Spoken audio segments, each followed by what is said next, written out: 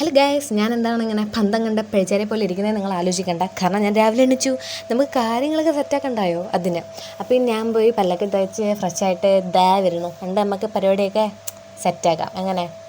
അപ്പം ഞാൻ പോയി മുഖമൊക്കെ കഴുകി ഫ്രഷായിട്ട് വന്ന് നമുക്കിങ്ങനെ പോയി ഈ ഡാഡിപ്പിടി സമ്മതിക്കത്തില്ല.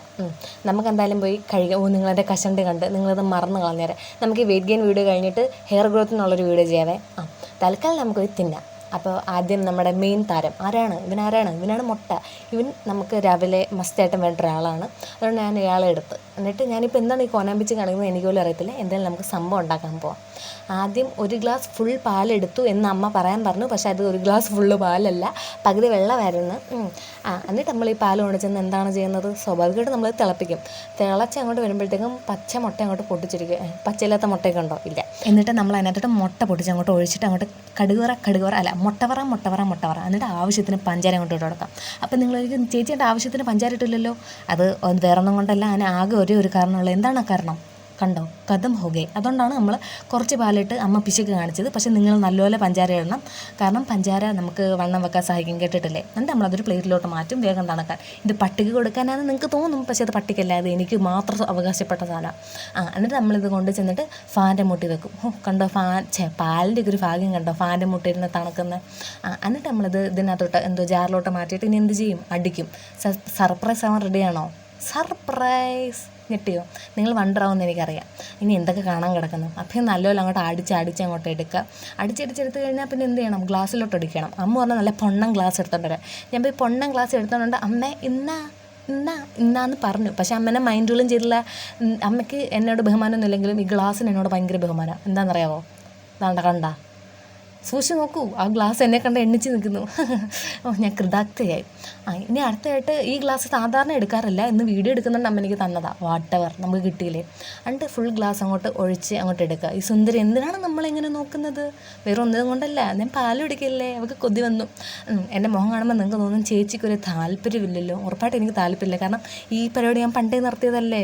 ഈ മുട്ടയ്ക്ക് ഒരു ചെറിയൊരു വാടകയൊക്കെ നിങ്ങൾക്ക് തോന്നും. വണ്ണം വെക്കണോ നമ്മളിത് കുടിച്ച് അങ്ങോട്ട് കഴിഞ്ഞിട്ട് നമ്മൾ 2 മിനിറ്റ് ഇങ്ങനെ ഹനുമാനപ്പുല്ലിരിക്കും. എന്തിനു വേണ്ടിയിട്ടാണെന്ന് ചോദിച്ചാൽ, കാരണം മുട്ടയില്ലേ, ചവച്ച് ഇറക്കണ്ടേ.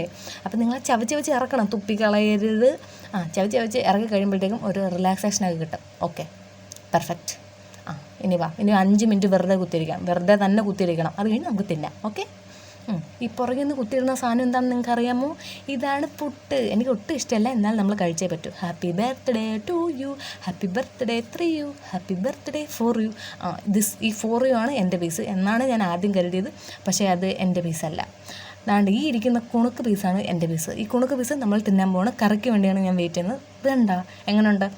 ഇത് ഏറ്റവും ടോപ്പിൽ കാണുന്നത് എന്താണെന്ന് നിങ്ങൾക്ക് അറിയാമല്ലോ, സ്ട്രോബെറി. ഈ തൊട്ട് താഴെ കാണുന്ന ഈ 2 എന്താണെന്നറിയാമോ? അതാണ് ചെറി. എന്തായാലും അവർക്ക് വളർന്നു തരാൻ വേണ്ടിയിട്ട് ഞാനൊരു വള്ളിയും വരച്ച് കൊടുത്തിട്ടുണ്ട്. അതുകൊണ്ട് ഇപ്പം കറി വരും. നമ്മൾ കുറേ നേരം കാത്തിരുന്നു, എന്നാലും കറി വന്ന സ്ഥിതിക്ക് നമുക്കിനി തിന്നാമല്ലോ.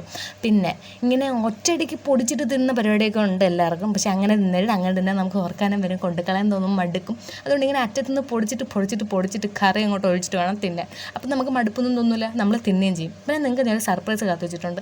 എന്താണ് ആ സർപ്രൈസ് എന്നല്ലേ നിങ്ങൾ ആലോചിക്കുന്നത്? ആ സർപ്രൈസ് എന്താണെന്ന് ഞാൻ ഇപ്പോൾ കാണിച്ചു തരാം. നിങ്ങൾ ഞെട്ടരുത്. ഓക്കെ. ഇത് ഏതാണ് ഈ പുട്ട് നമ്മൾ അപ്പം മാറ്റി വെച്ച പുട്ടാണ് ഈ പുട്ട്. വാട്ട്?